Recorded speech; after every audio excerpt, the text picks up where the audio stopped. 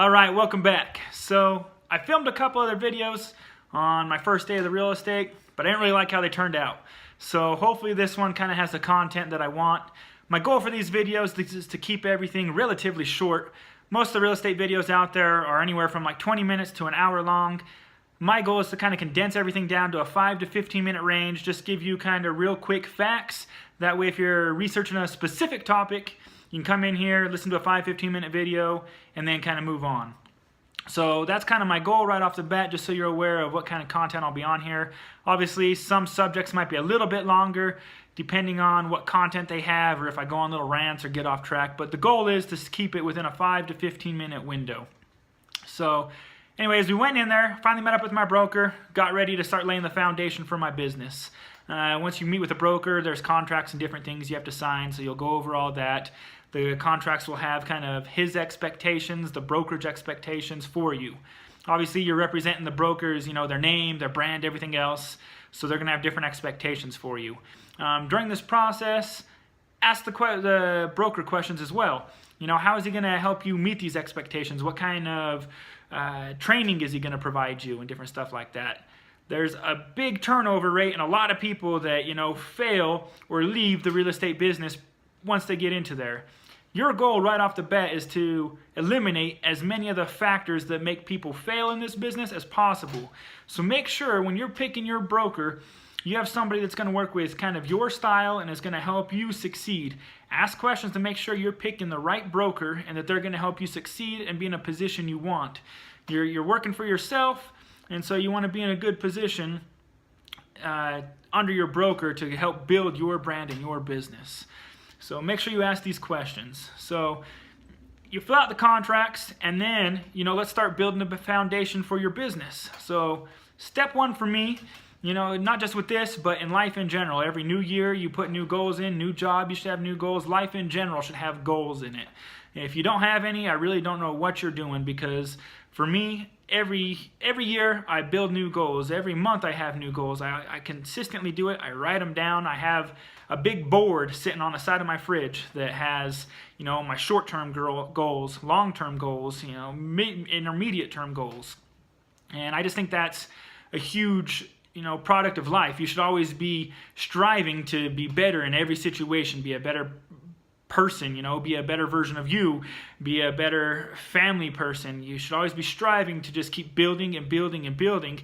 Write the reasons down that you want to, you know, be better. Write down a map on how you're going to do it. In a relationship, to me, you know, you guys should both have goals, and you should be helping each other achieve those goals, build toward those goals. That's a healthy relationship. That's a healthy life. So step one, you know, for real estate, obviously build those goals. So for me, and I discussed it a little bit in my first video, I have another full-time job, and my goal is to leave the full-time job and start in real estate. But I also have bills I have to pay, and I can't just leave the job and hope, you know, clients and customers come to me and, you know, want me to sell their home. I have to make sure that I have my business and my brand built. I have to make sure I have money in the bank so I can eventually leave my full-time job and make real estate my full-time job.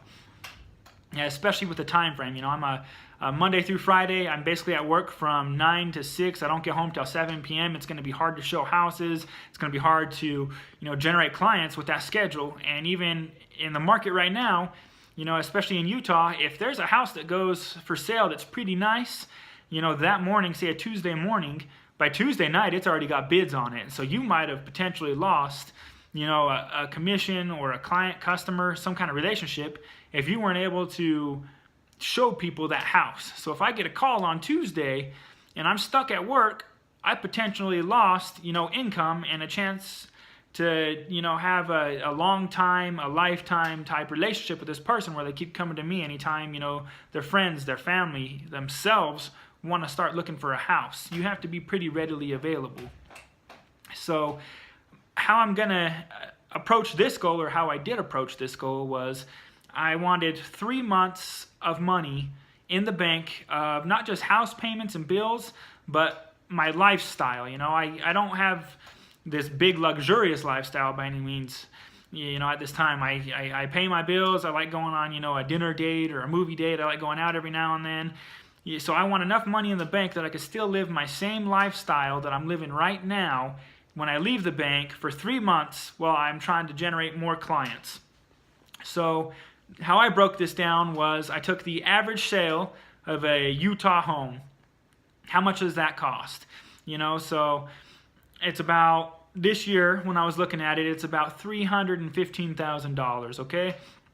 So I took $315,000 and said, okay, if I sold this home for $315,000, what is the commission that I would get off of it? And after everything, paying my brokerage, paying everything, how much would I get in the bank that month? And I kind of added that up and said, okay, now how many homes do I have to sell in order to pay my bills for this 3 months in there? And then I also talked to my broker, because he has a couple people underneath him that have been there for a year. And I said, okay, how many homes did they sell in their first year, and what was the average price of their homes? And that was a little bit less. We were in like the 290 to 300 range. So I kind of took those factors in.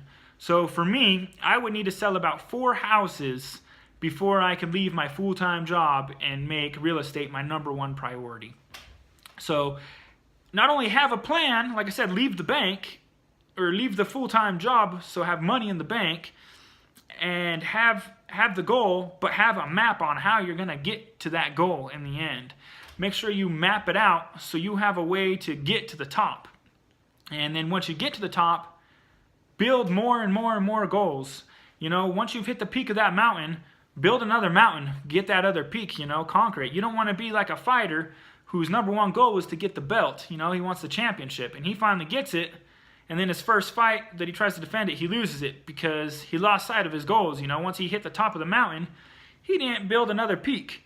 Once you hit the top, keep going. Never stay in neutral. You always want to better yourself, like I said.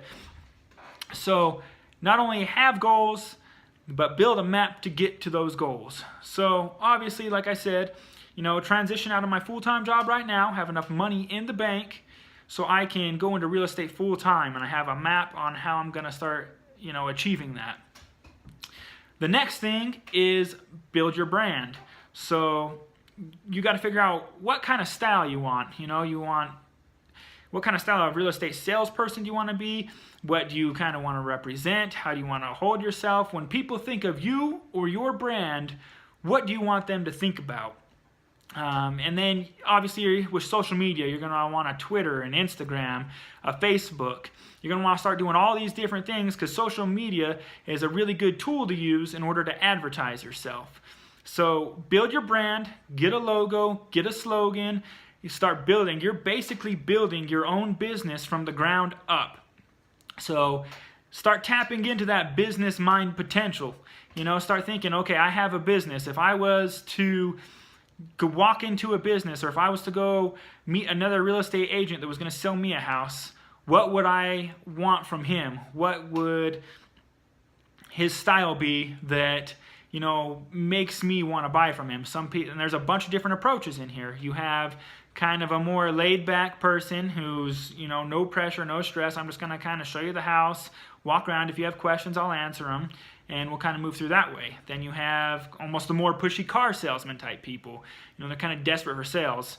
So they're going to be real pushy. You should buy this house. This house is great. This house is great. This house is great.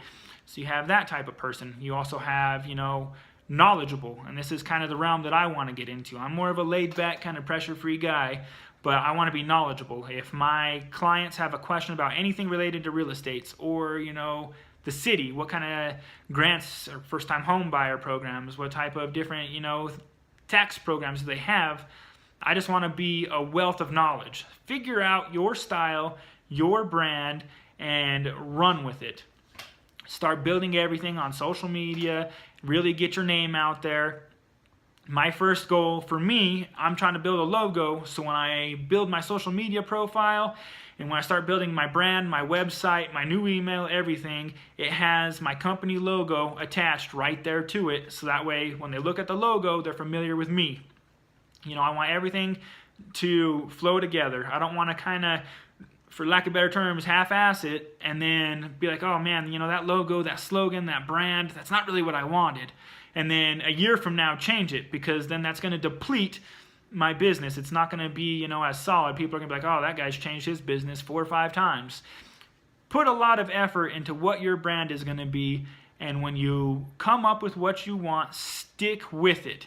Obviously you want to adapt throughout the course of your career, and times call for adaptation all through life. So you're going to want to adapt, but stick with your brand. Make it solid, make it something good, and keep that brand going. So that's all I got for now, and we'll do a couple other videos. Thank you.